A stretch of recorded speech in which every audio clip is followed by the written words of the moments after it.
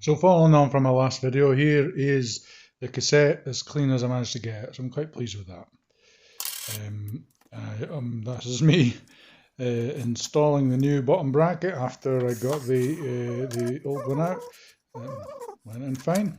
That's the crankset spinning nicely. So, as you can see, this wheel is spinning really nice. And I mean, it seems to be quite true. I don't have a truing stand. So the front wheel is all right, spinning, spinning, spinning. So that's great. That saved me a job. However, the back wheel, well, you can see on the back wheel, I put the sort of cleaned cassette. It looks okay, but I've had a bit of problems. There was play in the back wheel, so what I did was I tightened up the cones and the lock ring, but it's still not running. It's not going as smoothly, which makes me think I'm going to actually have to need to change, re-grease the bearings and maybe change the bearings if they're like damaged. So you know, if you see this spinning okay, but it should go for longer, I reckon. It's also making a bit of a noise. So as you can see, it's slowing down quite quickly. So that's my next job. I'm going to take the bearings out of here and take the grease out, and I'm going to see if it needs new bearings or just re-grease.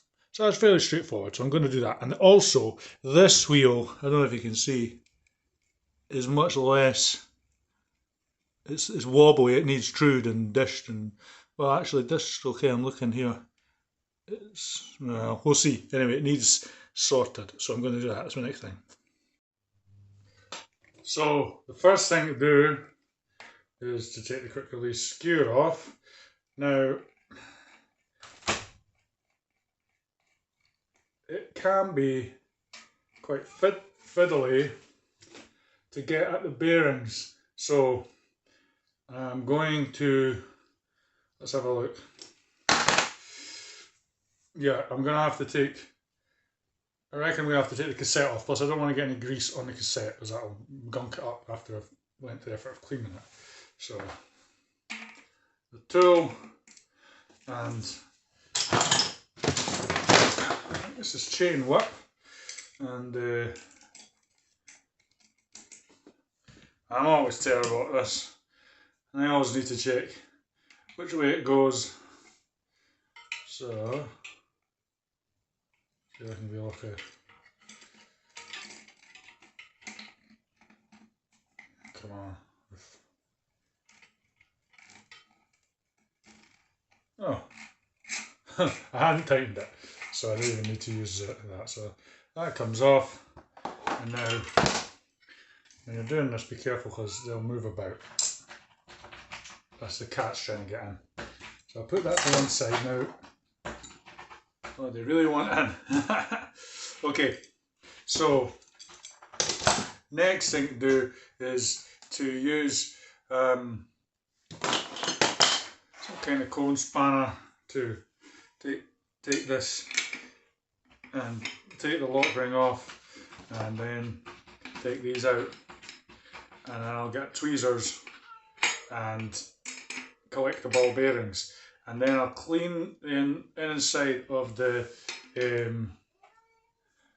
hub out, right, and then I will clean the ball bearings as well and degrease them and make sure, if I'm going to reuse them, that they're in good condition. If they're not in good condition, then I'm just replace them. Obviously it's cheap. And it'd be a pain to go and do all this and find that in actual fact you put in duff ball bearings back in. So you can see that's coming out, and of course I started this video and I never had tweezers ready, so I'll probably stop, get the tweezers, appease the cats, and see. I've got loads of ball bearings in various places in the house, so it should be okay. If I need to change them, I might just change them anyway. You can see in there, you see the ball bearings, the same in here.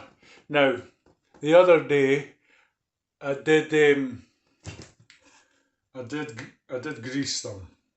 I thought I'd be clever. I thought I'd see if I could just get away with just greasing them. Okay, so now I'm going to carefully. Crap, already messed up. There we go. One. And count them as they come out. 2, 3, 4, 5, 6, 7, 8, so that's all the ball bearings out, and they seem fine. So I'm going to use them again. The only problem is a part of the seal, the dust cover to keep them in place, well, to keep them from the elements, came off. So it might be a wee bit exposed, but I'm going to see how it looks, because obviously that's going to be a pain to replace. I don't know how I'd do that, but we'll see. So you can kind of see the ball bearings in there, just the edge of them. So that's not ideal, but we'll do it for just now, because I just want to get the bike up and running, and I can worry about a new dust cap later. I think I've tightened it to the right amount. It's very difficult though, because you don't want it, if it's too tight and it's too stiff, and if there's a bit of play, then that can be a problem. I also find that when you put it in the fork and tighten it, and tighten the clamp, it can alter things as well. So I'm going to put the cassette back on, put it on, and see how it spins. And if it spins okay, we'll go with that for just now. I'm aware that's not really perfect, but I don't really know what I can do at the moment, so we'll see.